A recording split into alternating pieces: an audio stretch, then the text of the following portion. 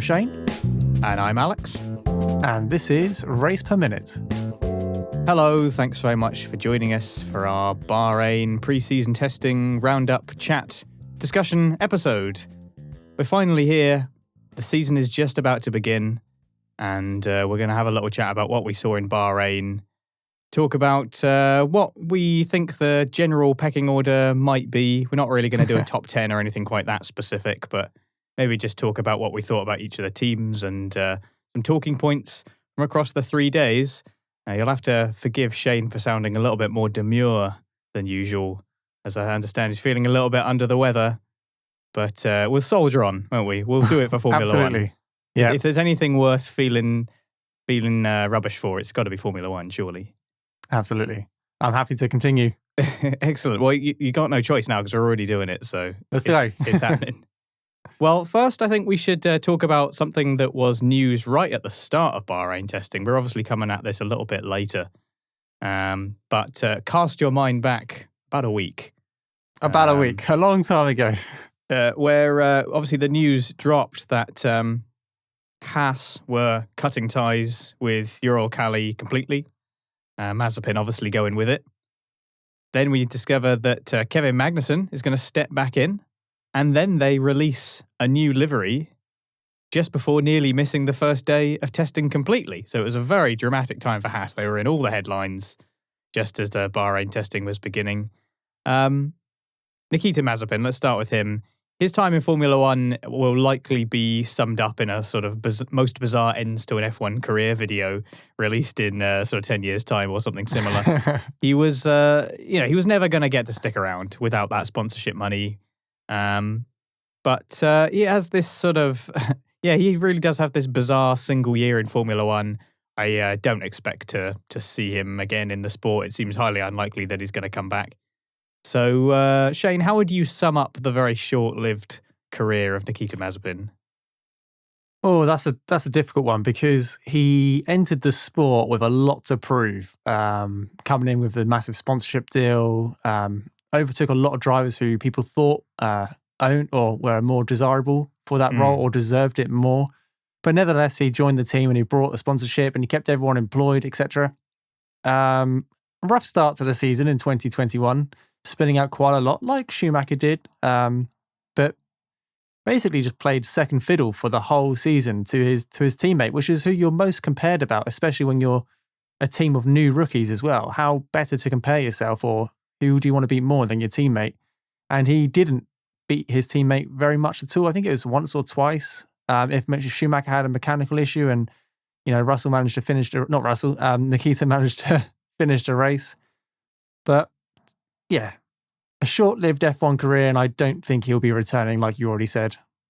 Yeah, it was a bit of a bizarre one overall, and I think that anybody who is pointing to his undeserving of the seat was pretty much proved right, I think, given that his performances just lacked anything. It must have been really difficult driving that car, but at the same time, he was decidedly beaten by his teammate. And even if Mick Schumacher did top the leaderboard of the Destructors Championship, I think he cost the team more than any other driver cost their team, sort of than damage and the like. But maybe that just shows that he was a bit closer to the limit, was really going for it a bit more. I don't know, hard to read into that really, but yeah, it's an odd one, and now Haas can it feels like Haas can move on.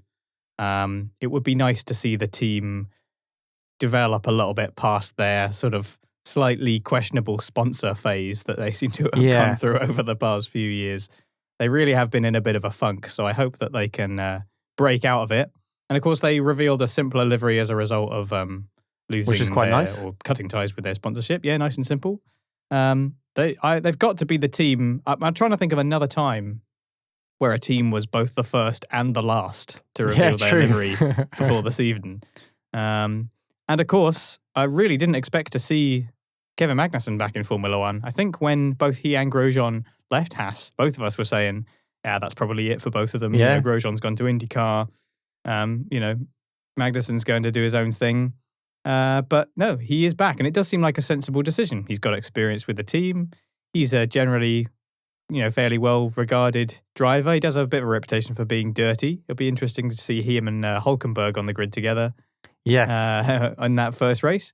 But it feels like they've got a good mix of having a clean break, but also a little bit of experience back in the team from Magnussen, who obviously knows a lot of the personnel well. So fingers crossed, it's a start of a new era for Haas, who generally were quite surprising in testing. I think they were shooting up the order. They weren't languishing at the back. They might have had a few glory runs, but to see Magnussen.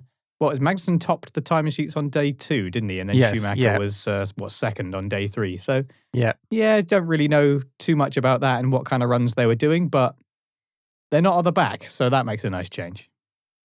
I completely agree with what you said, how this whole situation surrounding Haas is starting to look a little bit more positive than negative. They've had so much bad press in the last couple of years. It's been a really hard time for them, especially with their main title sponsors. But moving forward, it feels like a fresh start. Like you said, they got this new livery. They got Kevin back, which is great. Schumacher, had a great year last year, outperforming his teammate. Lots of positive press around testing. Now, like you said, they could all be glory runs, but hell, you know what? Let them do it. It's great. I like to see the team happy and cheerful, and it's like they're working towards something. The car doesn't look terrible at all. Like you said, it looks like it's working quite well in testing. Let's not forget that because they finished 10th a couple of years ago, they get the most time in the wind tunnel. So they can put together a decent package, or they can experiment with their packages more than other teams can. So hopefully, fingers crossed, all's heading in the right direction. Did we mention the 4 extra hours of running time they had due to, it wasn't extra hours. They managed to regain those 4 hours they missed due to cargo being held up in some various, I don't know where it was being held up at all, but I was glad to see that eventually they were given the extra 4 hours they missed out, because a couple of teams did say no originally. I think originally Haas wanted to go for a Sunday run, Sunday morning. So pre-season testing finished on Saturday evening. Haas wanted to go for a Sunday morning to get a replica kind of time and replica kind of day time, if you know what I mean, like time of day compared to the time they would have lost at the beginning of the week in day 1. But a couple of teams put their foot down and said, no, they don't want them to have an extra morning. You can have, but as a compromise, everyone agreed on they could have an extra hour here, 2 hours there, 2 hours here. So it's glad to see that they got that time back, and hopefully they put it to good use. And also, now Schumacher has a much more experienced teammate to be compared against. So it will be interesting to see how he stacks up against. It'll be a really Magnussen, good benchmark. Who's a known quantity to them, isn't he? So exactly. The problem is with 2 rookies, there is no known quantity. There is no benchmark because no one knows how each other's performing. They both could have been doing exceedingly well, but the car could have been terrible, or they both could have been doing bad despite the car being, terrible. So hopefully with Magnussen in the car, we'll start to see him with a little bit of a benchmark and see where Schumacher stacks up against him. Could be that Schumacher's faster, which, fair play. Magnussen's been out of the car for a year, but let's just see what happens on through practice and qualifying in the next couple of days. What else caught your eye in Bahrain then, Shane? What caught my eye? It was Mercedes.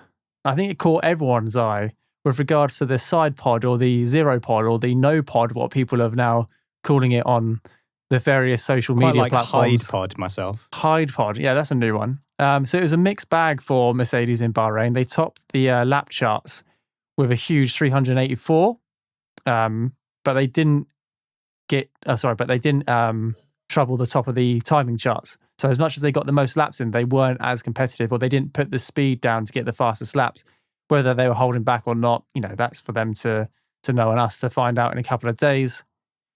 What they did do is cause the biggest stir of the whole of testing when they unveiled their sleek side pods on day 1. Now, there were rumours heading into the pre-season testing that Mercedes was going to bring a completely different package with regards to their side pods and aerodynamics. And, well, they did. They really did bring a completely different package, and the car looks drastically different.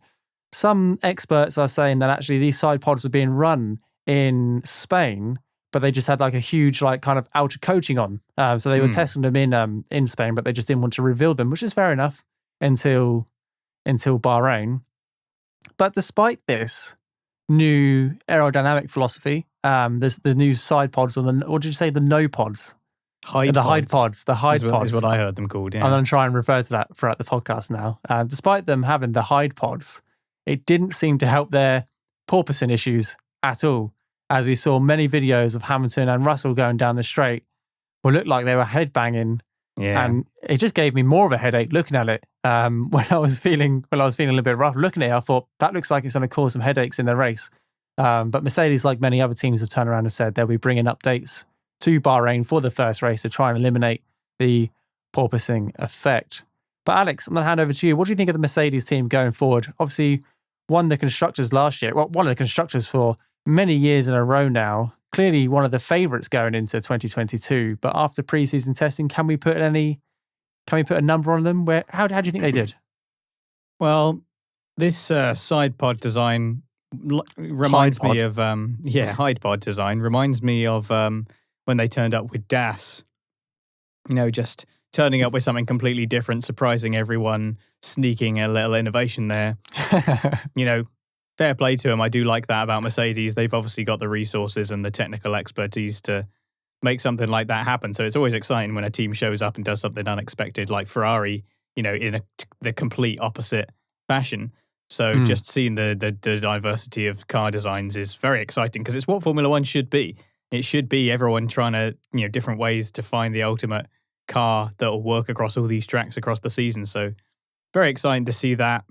I don't quite know how they're getting enough air in to cool that car. I know it has quite a big intake with the rollover hoop and that, but it just looks like everyone else has got these gaping great big ducts on the side pods, and they seem very subtle by comparison, but obviously it's working for them. Be interesting to see if it causes any issues or if it just, classic Mercedes style, just seems to go without a hitch.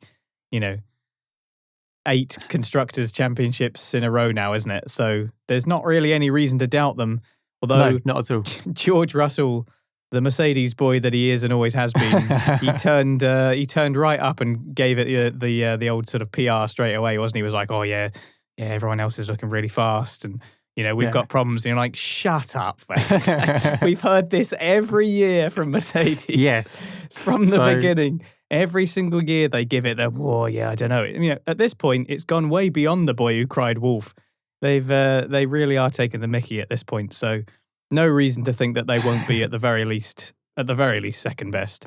I think that they'll turn up to free practice and have most of their issues sorted because the trend fits, doesn't it? It certainly does. I love that you've mentioned that because at the end of day 3, when Russell said, I don't think we're in the mix, we might not be competing for wins. Somebody, I can't remember who it was, on Twitter, I think I retweeted it on my personal Twitter account, put together a quick montage of all the way from 2014 to 2021 of all the news articles from Sky Sports and BBC Sports about how Mercedes are struggling in pre-season testing and how they're not going to be competitive for the year. And look what's happened. 8 years in a row, they've got the constructors title. Equally, you mentioned how their philosophy is so different and how there's no air. There doesn't look like there's much air going into those side pods to cool the engine parts. Have you seen the picture circulating with the Mercedes in half, and then next to it is the Ferrari in half, and how they're completely different? It just goes to show that these rules were actually built to kind of standardize design philosophies and try and keep the racing competitive and close, which I'm sure the racing will be competitive and close. But we've got 2 ridiculously different designs. You've got a really slim car, looks like a fighter jet, and we've got the Ferrari with these, I don't know how, these gills and these wings and these gullies. It's crazy, and I can't wait to see where the pecking order is come this Sunday, because we're recording this on Thursday the 17th, and Formula One is back tomorrow. There's clearly some kind of handbook that everyone in Mercedes has to read where they standardize the way that they discuss and think about the team. They have to have this under promise and over deliver approach. And clearly, for the most part, it works because they've had massive success. So it's clearly a core part of what they do. They don't take anything for granted and all the rest of it. I can respect that. But I think after so many seasons, you just wish that they'd show up and say, well, we're doing our best. We've got a few problems like everybody else, but we're just doing the best that we can. Just keep it simple. But instead, they give it the whole, everyone's looking really fast. This sort of fake worry that they seem to have. And it's completely transparent at this point. So the real surprise would be for them to be actually troubled by any of their issues. That would be the genuine surprise at this point. Yeah. So my guess with Mercedes would be that they're going to be at least, I would assume they'll be at least second fastest, maybe third fastest if Ferrari and Red Bull are quite close. But given their track record, there's no reason to think that they won't just turn it around pretty quickly and find a solution, because that's what's happened in all the years previous. No, I completely agree. Now, speaking of being close to the top, maybe not at the top, but hopefully close, let's talk about McLaren. Okay. Now, they've turned up with a slightly different look, haven't they? They've had a change to their livery. What did you make of this tweak that they did, which has since been announced as been paving the way for a new partnership with Google? What do you think of this new look that they've gone for? Are we talking about the Google look, or the one before the Google look, or the original 2020 look? 2022 look. You can go through the sort of the transition period, if you like, and so go from start to finish. I really like the launch livery. Mentioned it in our McLaren thoughts and opinion. I can't remember what the series was called now. Launch reaction. I mentioned it in the launch reaction. I quite like the McLaren. It was a bit pasty or pasty, like we already said. It was a bit faded. Actually, on track, it started to look a lot better, especially in the in Spain. They brought out a new, slightly altered livery for Bahrain, and I really liked that as well. It looked like the colours popped a little bit more, which I enjoyed, but it wasn't too noticeably different. Not that I can remember. However, the Google/Android sponsorship they've got now, they've got this black strip on the top of the car. Yeah, and I'm sat on the fence whether I think it's a little bit too much. I really like the orange and the blue. I've kind of grown with it over the last couple of years, and I think it's a McLaren looking car. Now it's been run, that car, so many times, or that livery's been run so many times with the adaptation of that livery. The black, I don't know how I feel about it. I think I'm 50-50 about it. It's great that they've got this huge new sponsor, Google. I mean, name a bigger company in the world than Google. So they've clearly got money coming in. I think they're putting the Chrome logo on the wheels. I've seen some pictures of that. Again, I'll be interested to see how that looks under racing conditions. I don't know if it looks cheap at the moment or whether it's going to look amazing, and I'll eat my words later on. But as for that, the only bit I'm kind of like not really happy with or slightly displeased about is that black bar at the top with the Android and then the Android logo. It just seems a bit, I don't know, slap and dash. I really like the orange, and now there's not much orange. Yeah, when they first unveiled it, both of us were a little bit ambivalent about it, and it was at least kind of a bold color, and we talked about looking at quite chalky, etc. When they did the first reveal of the change, because originally it just had McLaren Artura, didn't it? It was like a advert for their McLaren's new like hybrid car, and I thought that it was nice that they got rid of that sort of random bit of blue that was on the halo. That was a nice change. And I quite liked the black as it was when it was just kind of quite plain. It just broke up the car a little bit. But yeah, now they've got this Android and the chrome wheels, and it's starting to look very busy. And it's got all these like rainbow colors on it. And it's not like when they had the sort of rainbow that they had near the back of the car in the Coke bottle part. Like in previous seasons, it looks a bit sort of bitty, and I don't know. I'm not a fan, I gotta say. I don't hate it, but it's just a bit, don't know. It doesn't look like a team that is as well established and has had so many iconic looks and always has pretty good looking cars. And this is probably one of the worst liveries McLaren has had that I can think of. It's not, in the grand scheme of things, it's not awful, but it's, for a team like McLaren, it's not a great look. But ultimately what matters is how fast the thing goes. So if it's a fast car, I'm not going to mind too much. But it's still, I think if anything, my opinion of it has got a bit better and then a bit worse. Yeah, no, I'm looking at it now, and I don't have anything more to add apart from, I'm 50-50. Very busy, isn't it? Yeah, so very busy, which is a complete stark difference to when it was McLaren Honda and they had no sponsors on it at all. Now it just feels a bit rushed and You know how I mentioned in the Ferrari episode we did last couple of weeks ago, how they've got a lot of sponsors, but they're all quite premium, aren't they? They're all quite prestige and everything. They've all earned the right to be on the car, and Ferrari display it very nicely because they've got the red livery, and then most of the sponsors are in white or black. Here we've got. Did you say they've earned their right to be on the car? Well, I don't know. It just looks good on the Ferrari. It just looks like it fits because it's displayed correctly. But we've got white, blue, orange, green, and it's just a bit mixed up, and that's just the text itself. So, and then the car is obviously quite bright in different ways, but there's a lot more black, and I don't think I like it. But I'll reserve my full judgment until the end of this weekend. The good news, at least, is that they have lots of sponsorship. Yes, they've got the money coming in, so they're not gonna. It's a team that out. people want to sponsor now, compared to like you say, the McLaren Honda days where the car was looking a bit bare. So there's good news coming out of that. So, like I said, if it leads to good development and a fast car, can't really complain too much. Absolutely. Now, talking about McLaren, we can't talk about McLaren and not talk about Daniel Ricciardo. Yeah. And how, unfortunately, he tested positive the day before. Well, was it the day before? It might have been day one pre-season testing because Lando was already in the car, and then it was announced that he would be doing the afternoon because Daniel wasn't feeling very well. And then at the end of day one, I think they confirmed that he had tested positive for COVID, which just goes to show that they must be testing for COVID multiple times a day, because if he was fine in the morning, he was unwell in the morning, but he hadn't tested positive for COVID. And then he did later in the afternoon. So they must be testing a couple of times a day, which is good to see.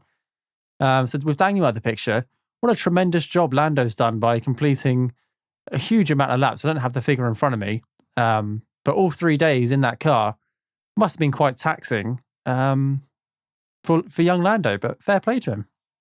Yeah, Lando's done a good job, but I'm a bit concerned that Ricciardo will have a bunch of catching up to do once again.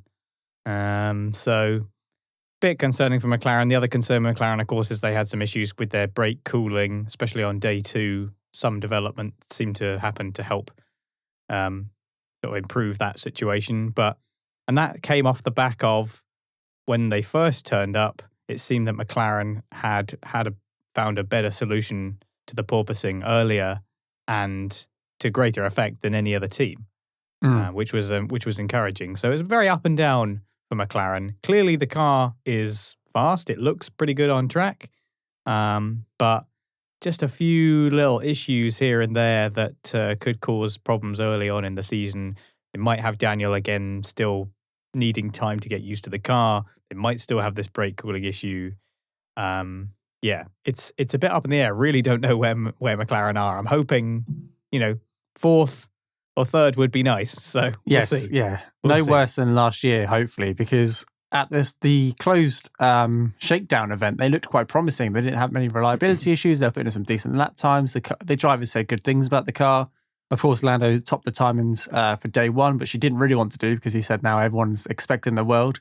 Yeah. But moving into that second test, it was just Lando, and like you said, they did have quite big brake problems. I was watching the highlights, and I managed to watch one or two afternoons live, and the amount of times he locked up into turn one must have been once a lap, like easily. Obviously, it's not been any more than once a lap, but over 20 laps, he was doing it at least half, which is obviously not what we want to do for the first corner of the first race of the year. So hopefully they fix those issues. I know a lot of teams have got a lot of parts being flown out at the moment from their factories into Bahrain. Obviously, it's only been a week between pre-season testing and the start of the Bahrain Grand Prix weekend. So hopefully they can put some fixes in place. And it wouldn't surprise me if we see some adaptations through the practice sessions Friday and Saturday, because they'll be trying to fix as many issues as possible. Speaking of brake issues, I don't think it got as bad for McLaren as it did for Williams, who still seem to be kind of struggling. They had some big issues on the final day, limited running. I think it was Latifi that was in the car. He had problems with his brakes on fire, needed to cool them down whilst also not going so fast that he needed to brake, obviously. And eventually, I think, obviously like melted part of the suspension or whatever and caused a big fire. Some unexplained cause that made it sound like somebody had made a mistake, basically. Somebody had got something wrong and caused it to happen.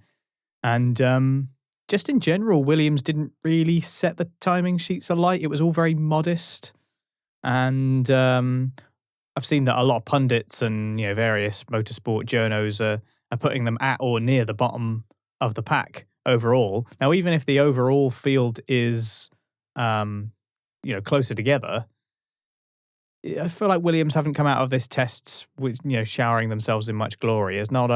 There doesn't seem to be as much optimism surrounding them as there seemed to be last year. I get maybe that's just in comparison to such a poor previous year to then, but after such a sense of momentum that was behind them in 2021, it feels like there's actually more stasis in Williams' performances than I expected. I don't know. Are you concerned about Williams? Yes, yeah, I am, because for all the reasons you've just mentioned, there isn't much excitement coming out of that team past this. There wasn't much anything coming from that team post the preseason test. There wasn't much media. There's not been much on their social media at all. So that's official paddock media and social media they've been quite quiet on. And like you, I'm a massive Formula 1 fan, so I've been reading up on what all the experts in the house have been thinking about the various cars and their performances. And a lot of people are rating Haas quite highly. And I mentioned Haas quite highly. I'm thinking 6th or 7th, But a lot of people are rating Williams stone dead last. And that's got to be a concern because they had a decent year last year. Admittedly, we won't talk about Spa too much. A lot of it was down to that, but they did score some decent points in Hungary. And they picked up a couple of points elsewhere. But they've got to be able to do it again this year. They can't just live off Russell's success last year and not be able to do anything else this year. And hopefully, you'd like to think the car would be getting better. So who knows? I mean, like you said, we've not heard much from Nicholas or Alex at all. So, well, tomorrow's practice, like I've already mentioned. So it'd be interesting to see where they stack up there. So, any further thoughts on the sort of pecking order? I still think that Red Bull are going to be the team to beat overall. So I've got a top 4, a middle 4, and then a bottom 2. They'll probably be identical to what yours are, and they're not too dissimilar. Normally we call it a top 10, but yeah. Well, I'm breaking them up. I can't give you a 1 to 10. A top 4 and a middle 4 and a bottom 2. Yeah, I can't. The thing is, I just don't know. I don't want to commit to any answers. Got a strata of teams. You've got an A spec, B spec, C spec. Is what you're saying. Like God tier, good tier, and rubbish. So we've got Red Bull, Mercedes, Ferrari, and McLaren. I've got in the top 4, and probably in that order as well: Red Bull, Mercedes, Ferrari, and McLaren. Maybe mixing Red Bull and Mercedes. I don't know. I mean, I'm not going to put numbers on it, but those are the top 4. In the middle, you've got Alpine, AlphaTauri, Aston Martin, and oh goodness, I've forgotten what the last one was. I don't have the list in front of me. I've forgotten the whole team out of the sport. And Haas, thank you. And then the bottom 2, I've got Alfa Romeo and Williams. Just because I think Alfa Romeo, they were all right in testing, but they didn't get many laps done, and their reliability was pretty poor. So, I can't imagine they'll be making massive gains in this year. But generally, very similar to last year. But I'm hoping it'll be a bit more unpredictable at top. If we have a 4, constructor title fight for the drivers and championship, that would be amazing. And I think we have the potential, if McLaren sort out their issues and, Mercedes pick up the pace a little bit because apparently they're slow. We might have a 4-way tight fight for the championship, which would be lovely.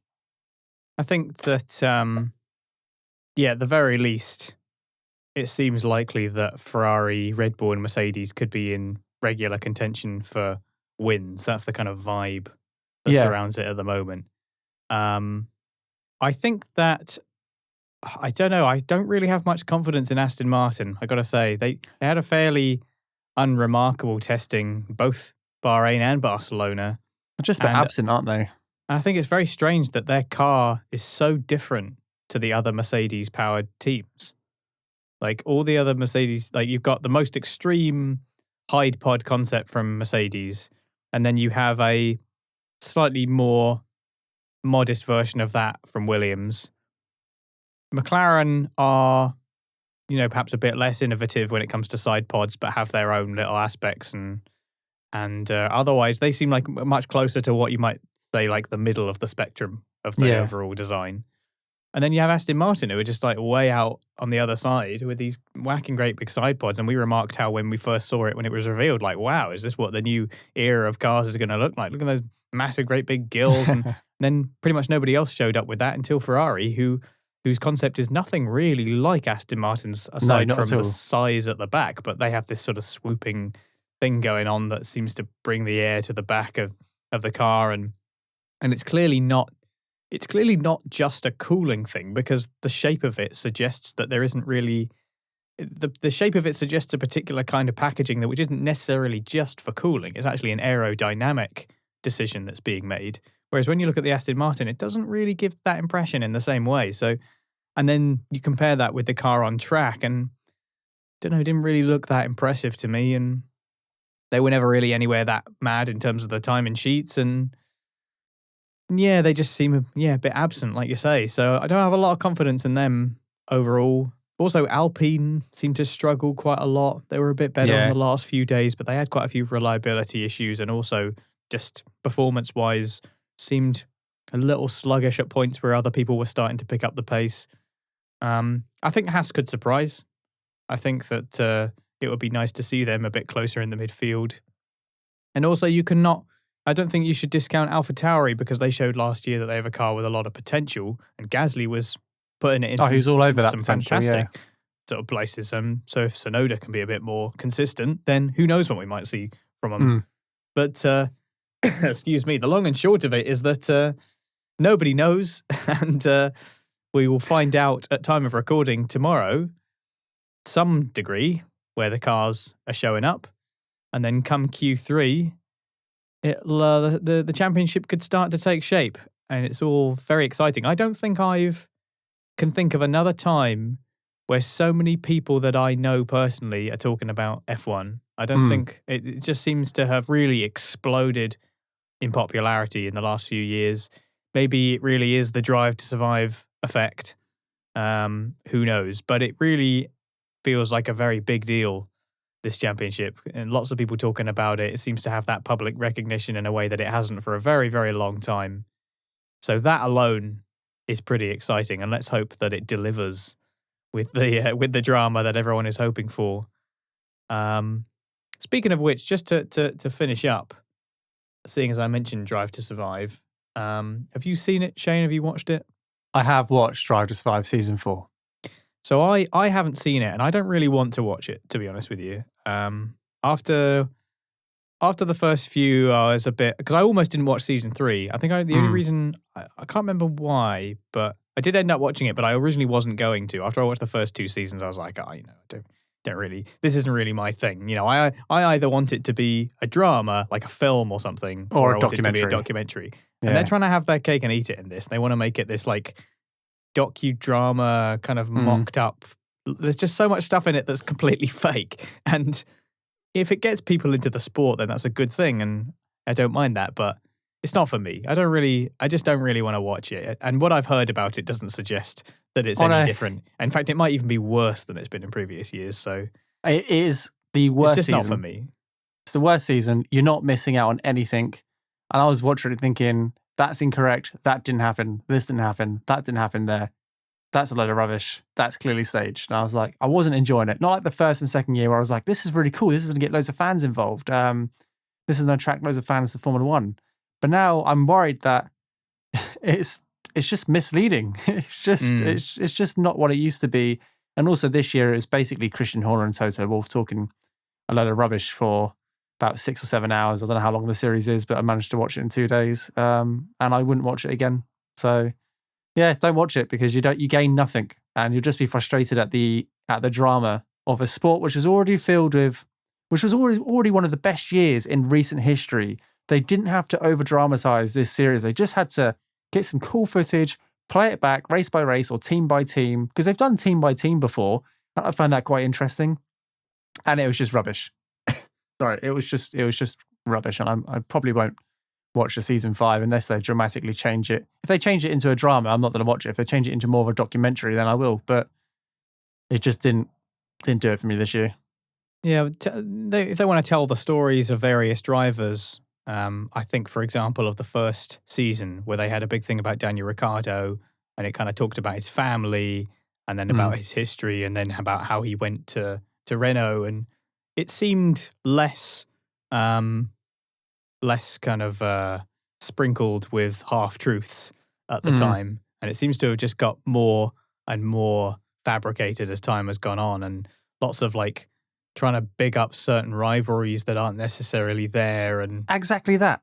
Just tell the story as it is, but they're not doing that. They want to make it super dramatic, and it seems unnecessary to me because the sport is already very dramatic. So it's just not for me. In fact, McLaren released a quick YouTube video, or it was on their Twitter. I'm not sure if it was on YouTube, of Lando and Daniel reacting to Drive to Survive, saw that, episode 3 or 4. It was on the McLaren guys, and there's a scene where it's the first race of the year. Lando and Daniel are quite close going into turn 1 together, and Daniel shouts out, "He's pushed me out." And Daniel's like, "I never said that."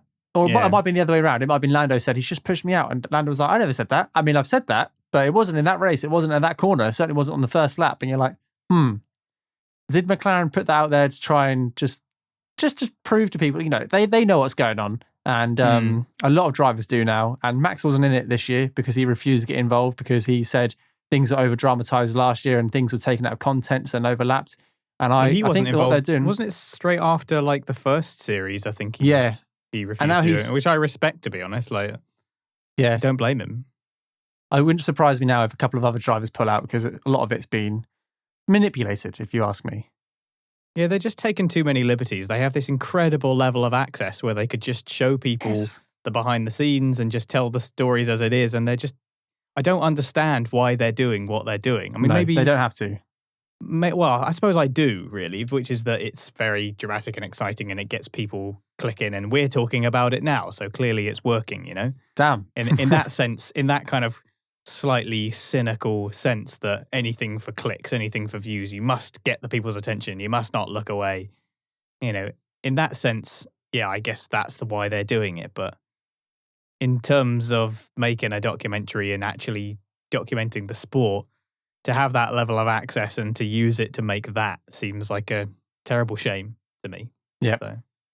But if it brings a lot of people into the sport who then move beyond that into having, a more experienced view of the sport, I don't really, I'm not here to say, people who watch Drive to Survive are not proper fans or whatever. Like, that's just immature. You've watched the first 3 series. I've watched the first 4, and we're massive fans of the sport. It's just an interest. But I'm talking about people who are sort of got into the sport by watching Drive to Survive. By all means. Like I'm not, I don't care about talking about who is or isn't a real fan. Like, that's just, I don't care about that. But it's more about if people then go on to have a more sort of experienced view of the sport, then that's a good thing.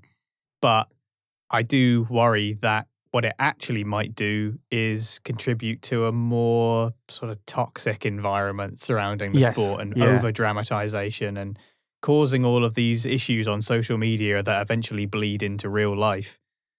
They've got a significant platform and a lot of access. I think they need to be more responsible with it, basically. No, I completely agree. But that's testing. It's time for the season to begin. It's time for the rubber to hit the road and for us to see what's really going to happen. Shane, we're here. We might as well do it. I know we said we weren't going to do top 10. Okay. Give me a big old massive bold prediction. Drivers' Championship or Constructors' Championship, you pick. Who do you think is going to come away with the silverware this year? Mercedes are going to get the Constructors' Championship for sure. Okay. I'm very confident on that. You think they've just got the consistency between the two drivers plus the machinery? Yeah. And then as for drivers, I think Lewis is going to get his 8th championship. And I think he'll probably retire after that. Okay. Yeah, for you? I think Ferrari might get the constructors, I think I'd be willing to stick my neck out on that one. But yeah, as for drivers, I'm also thinking possibly Hamilton, but then again, Verstappen, that team, they've got a certain connection. He was the better driver last year. Yeah, I mean, I don't know. Drivers a bit harder to call, but constructors, I think I'd be willing to stick my neck out and say Ferrari this year. But There you go. There's one big fat idle bit of speculation for you to finish off. We'll react to this in a year's time. Yeah, I just didn't want to finish off just on, whinging about Drive to Survive. No, that's fair enough. Well, there we have it. That is our last podcast about pre-season testing. The next one you'll hear from us will be the post-race discussion for the Bahrain Grand Prix 2022 edition. Send us your thoughts or questions to us at RacePerMinute on Twitter, and you can get in touch with us at raceperminute.com or comment below if you're watching on YouTube. Have you watched Drive to Survive Season 4 and what did you think? And if you've got any big, bold title predictions, let us know. If you're backing Alex in the Ferrari or backing me in the Mercedes, or who knows, Red Bull might get it if we're both wrong. Wouldn't it be nice if we're both wrong and a McLaren get it? That would be great. If you've enjoyed this episode, we would be great. We'll be very, very happy. If you've enjoyed this episode, then please give us a rating or a like. And if you like what we do, please consider subscribing for more wherever you're getting Race Per Minute. And if you really want to support the show to help keep the quality content coming and receive some lovely rewards, you can do by donating as little as £1 a month at patreon.com/Race Per Minute. Thank you very much for listening. And like I said, the next time we'll see you is in a couple of days' time. It's exciting stuff. Yeah, I hope you'll join us for the whole season. Watch it unravel with us, and we'll see you again very soon.